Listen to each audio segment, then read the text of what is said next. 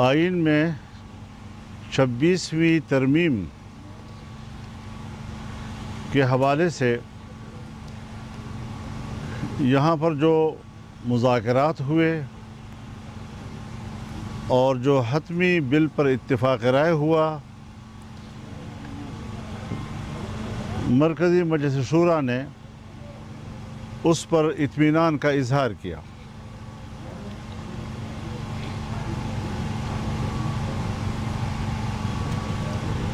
آئین میں سود کے تاریخ کا تعین،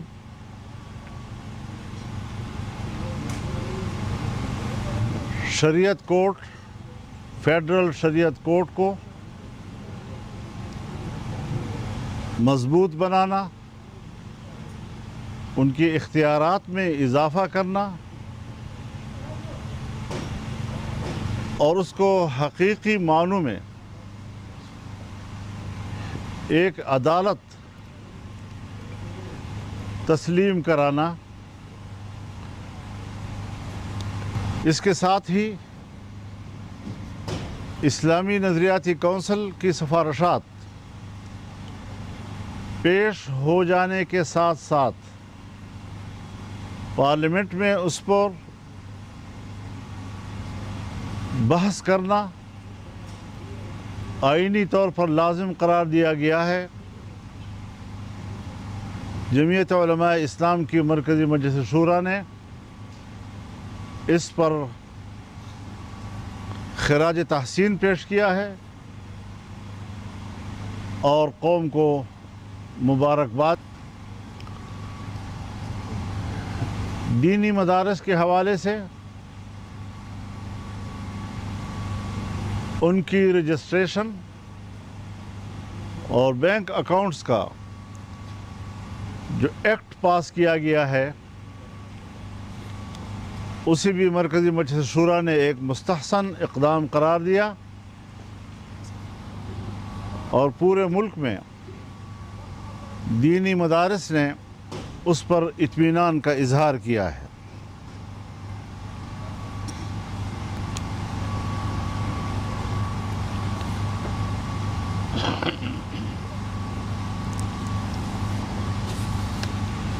جمعیت علماء اسلام کی مرکزی مجلس شورا نے فلسطین پر اور غزہ کے عوام پر وحشیانہ بمباری کر کے کا ارتکاب کیا ہے۔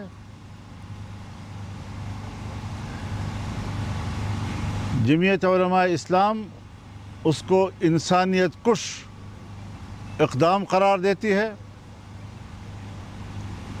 اقوام متحدہ کی ہدایات کے باوجود اس پر عمل درآمد نہیں ہو رہا، عالمی عدالت انصاف کے فیصلے کے باوجود اس پر کوئی عمل درآمد نہیں ہو رہا ہے۔ اس حوالے سے عالمی قوتیں وہ ایک ظلم اور انسانی قتل کی حمایت کر رہے ہیں۔ امریکہ ہو یا مغربی دنیا، اسرائیل کی ان مظالم کی حمایت کے بعد انہیں انسانی حقوق کی بات کرنے کا کوئی حق حاصل نہیں ہوتا۔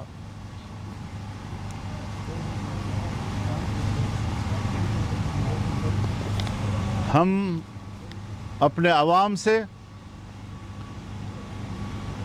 اپیل کرتے ہیں کہ وہ کچھ بھی ان کی مدد نہ کر سکیں، لیکن ان کی مالی معاونت کے لیے آگے بڑھیں تاکہ وہاں پر 3 بچے رہ گئے ہیں، بے خانماں لوگ در بدر کی ٹھوکریں کھا رہے ہیں، غذائی قلت ہے، دوائیں موجود نہیں، علاج کی تمام سہولتیں تباہ و برباد کر دی گئی ہیں۔ یہ انسانیت کا فریضہ بن جاتا ہے کہ وہ ان مظلوم انسانوں کی مدد کے لیے آگے بڑھیں۔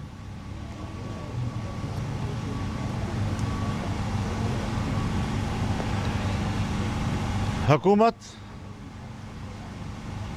ایک نئی قانون سازی کی طرف جا رہی ہے اور اینٹی ٹیررزم ایکٹ 1997 میں ترمیم کرنا چاہتی ہے۔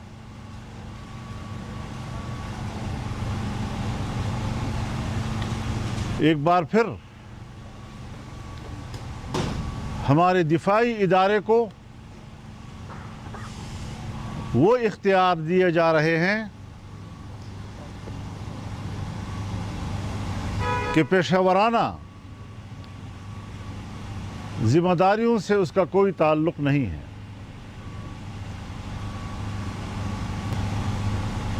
پہلے نیب سے شکایت تھی، اس کے اختیارات کم از کم کیے گئے، لیکن آج دفاعی ادارے کو بے تحاشا اختیارات دے دینا کہ کسی کو بھی شک کی بنیاد پر 90 دن تک اپنی تحویل میں رکھ سکتا ہے اور تحویل کی اس مدت میں مزید اضافہ بھی کر سکتے ہیں۔ میرے خیال میں یہ ایک سول مارشل لا ملک پہ قائم کرنے کے مترادف ہوگا۔ یہ جمہوریت کے چہرے پر ایک دھبا ہوگا۔ میں نہیں سمجھتا کہ پاکستان پیپلز پارٹی اور پاکستان مسلم لیگ نون، جو جمہوریت کے علمبردار، ووٹ کو عزت دینے کے علمبردار، آج وہ ایک ایسا ایکٹ پاس کر رہے ہیں کہ جو اپنے ہی ہاتھوں سے جمہوریت کے چہرے پر کالک ملک رہے ہیں۔ ان کو اس بات سے احتراز کرنا چاہیے۔ جمہوری ادارے اس قسم کے قوانین کی اجازت نہیں دے سکتے۔ پھر ہمیں یہ بھی دیکھنا چاہیے کہ 26ویں ترمیم میں حکومت بیٹھے، حکومت سوچے کہ 26ویں ترمیم میں کن کن شقوں کو واپس لینے پر وہ آمادہ ہوئی، اور 26ویں ترمیم کے اصل مسودے میں جن شقوں کو واپس لینے پر وہ آمادہ ہوئی ہے، کیا یہ آج کا ترمیمی ایکٹ یہ اس 26ویں ترمیم میں حکومت کی اپنی آمادگیوں کی نفی نہیں کر رہی؟ کیا یہ نیا ایکٹ 26ویں ترمیم کی روح کے منافی نہیں ہے؟ کیا یہ آئین کا تقاضا ہوگا کہ کل آپ نے 26ویں ترمیم میں وہ سارے کردار واپس لے لیے کہ جس سے ہمارے آرمڈ فورسز کو سول کے اندر اختیارات میں اضافہ مل رہا تھا، آج دوسری طرف سے آپ نے ایکٹ پاس کر کے اپنے ہی اس عمل کی نفی کی ہے؟ یہ آئین کی توہین ہے، آئین کے 26ویں ترمیم کی توہین ہے، پارلیمنٹ کی توہین ہے، جس نے کہ یہ 2-4 روز ہوئے پاس کیا اور آج آپ اس کی نفی کر رہے ہیں۔ وقف املاک ایکٹ جی، جمعیت علماء اسلام اس سے پہلے بھی اسلام آباد کی حدود تک پاس کیے گئے ایکٹ جس کا تعلق وقف املاک کے ساتھ ہے، اس کو غیر شرعی قرار دے چکا، اور یہ صرف جمعیت علماء اسلام کی رائے نہیں بلکہ یہ امت کا اجتماعی رائے ہے، اور اسلامی نظریاتی کونسل اس ایکٹ کے خلاف اپنی رائے دے چکی ہے۔ آج اسی ایکٹ کے قریب قریب اس کے مماثل ایک ایکٹ ہندوستان میں پاس کیا جا رہا ہے۔ اس سے آپ اندازہ لگائیں کہ اگر آج وہاں کی گورنمنٹ وہاں کے مسلمانوں کی अरबों एकड़ पर मुश्तमिल मुस्लिम औकाफ के खिलाफ एक कानून पास करने जा रही है। हिंदुस्तान मुसलमान के जायदादों को जिस तरह हड़प करना चाहता है, उनके वक्फ अमलाक को जिस तरह हड़प करना चाहता है, पाकिस्तान की हुकूमत ने पाकिस्तान के अंदर रहकर मुसलमानों के औकाफ को हड़प करने की कोशिश की है। कोई ज़मीर है कि उस ज़मीर को एक दफ़ा झंझोड़ा जाए कि हम पाकिस्तान, इस्लामी जमहूरियत पाकिस्तान में इस्लामी अहकामात के साथ क्या खिलवाड़ कर रहे हैं, अल्लाह के दीन के साथ क्या मजाक कर रहे हैं। मुबारक सानी केस में सुप्रीम कोर्ट ने फैसले दिए, बिल आखिर सुप्रीम कोर्ट को अपने फैसलों की इस्लाह करनी पड़ी। इसी तरीके से शादी ब्याह के मामलात, दूसरे निकाह के मामलात पर जो सुप्रीम कोर्ट के फैसले आए हैं, वो कतई तौर पर कुरान और सुन्नत के अहकामात के खिलाफ हैं।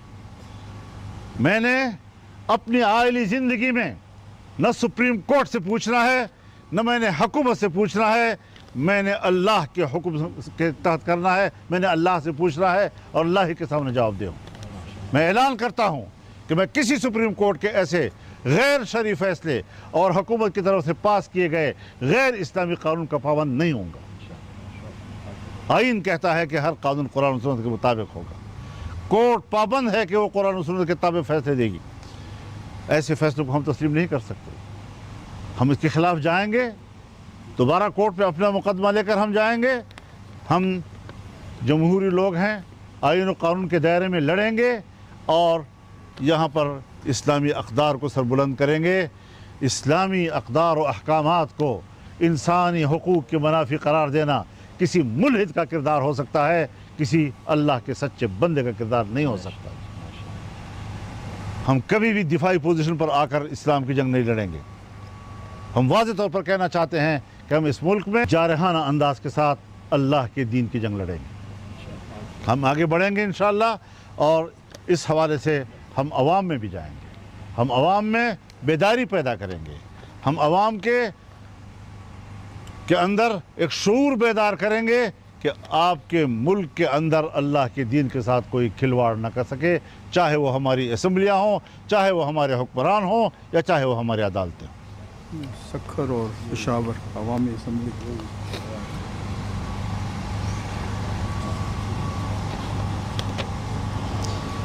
इसके साथ ही हम इंशाअल्लाहुल अज़ीज़ 28 नवंबर को सक्खर में बाबुल इस्लाम कॉन्फ्रेंस करेंगे। ये एक अवामी असम्बली होगी। हम 8 दिसंबर को पेशावर में इंशाअल्लाह इसराइल मुर्दाबाद कॉन्फ्रेंस करेंगे। वो भी अवाम की असम्बली होगी, और हम मुल्क के अंदर इस किस्म के जो इक़दामात हो रहे हैं उनको उन इज्तिमाआत में उठाएंगे, और एक पूरी तहरीक के तौर पर इंशाअल्लाह हम आगे अपना कदम बढ़ाएंगे। व आखिर दावाना अनिल हम्दुलिल्लाहि रब्बिल आलमीन। मौलाना साहब, आपने कहा है कि 26वीं आईनी तरमीम में अगर आप उनके साथ ताउन न करते तो उन्हें जो 11 लोग भेजे हुए थे उनके लिए वो पास करते। अब वो 27वीं आईनी तरमीम लेके आ रहे हैं और उसको भी उनके पास ऑप्शन है कि वो 11 लोग को इस्तेमाल करके तो आप उसको रोकने के लिए क्या? अभी तक तो तरदीद आ रही है कि कोई 27वीं तरमीम नहीं आ रही। जिस वक्त ये तय हो जाएगा कि वाकई आ रही है तो फिर हम तबसरा करेंगे। आप भी होंगे, हम भी होंगे इंशाअल्लाह। मौलाना साहब, ये बताइए कि अगर आज पार्लियामान से ये दहशतगर्दी एक्ट पास होता है तो आपका अगला अमल क्या होगा? इसके खिलाफ जाएंगे, रोकेंगे? ज़ाहिर है जी कि हम तो उसके खिलाफ बात करेंगे और बरमला करेंगे और पब्लिक में जाएंगे जी। इस तरीके से तो माशाअल्लाह को कबूल न क्यों ना करें फिर हम। मौलाना साहब, ये बताएं कि आपने यकीनन मजलिस शूरा को आपकी जो जिस जमात के साथ आजकल हमांगी है, आपसे मुलाकातें भी आपकी जारी हैं। मेरे मुराद पाकिस्तान तहरीक के साथ इजाज़त है, उससे मुलाकातों के और मुस्तकबिल का जो लाए अमल है उसके बारे में मजलिस शूरा को इत्मीनान में लिया होगा। इसके साथ सवाल यह है कि एक सोशल मीडिया पर क्योंकि एक प्रोपेगेंडा हो रहा था तो फौरी तौर पर इमरान खान ने आपसे रब्ता किया।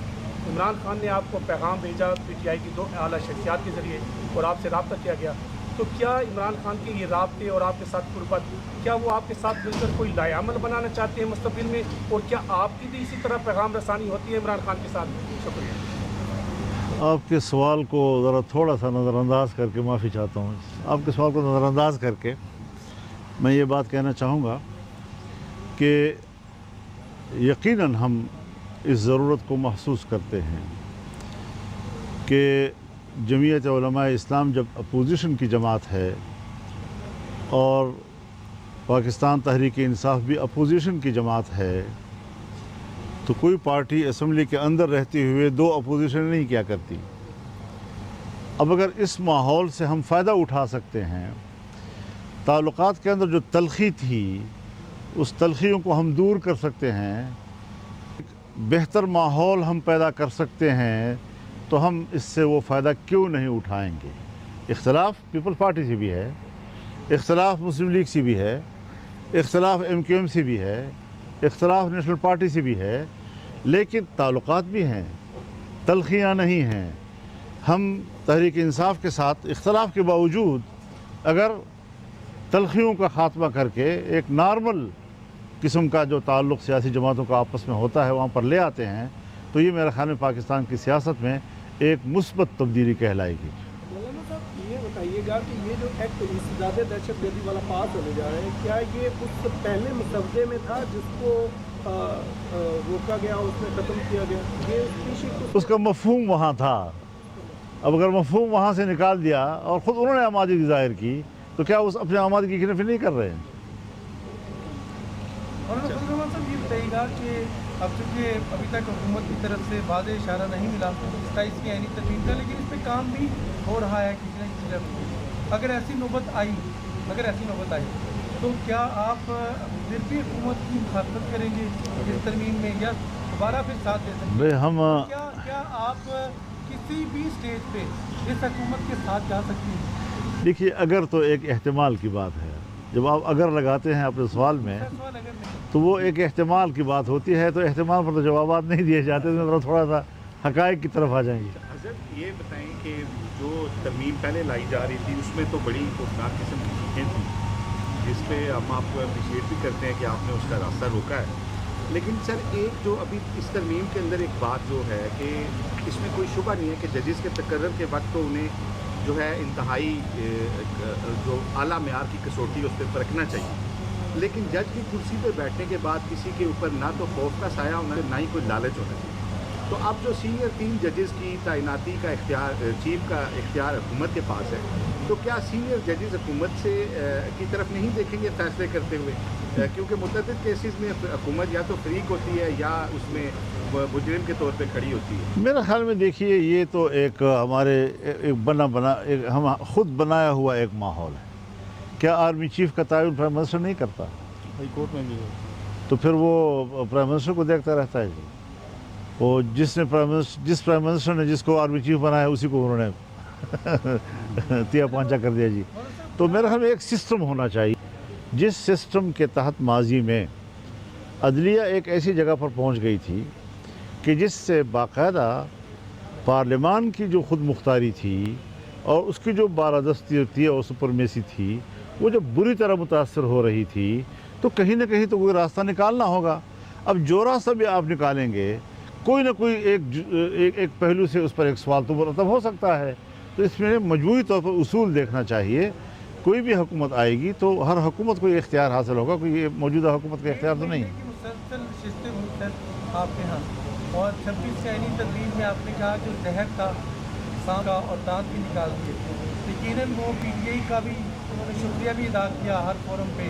दूसरी तरफ अली भी गंडापुर कह रहे हैं कि आपने चमक से मुतासर हुए सौदेबाजी कर ली, तो आप इस पर क्या कमेंट करें? मेरे ख्याल में उनकी पार्टी से पूछा जाए, मुझसे क्यों पूछते हैं आप इस बारे में?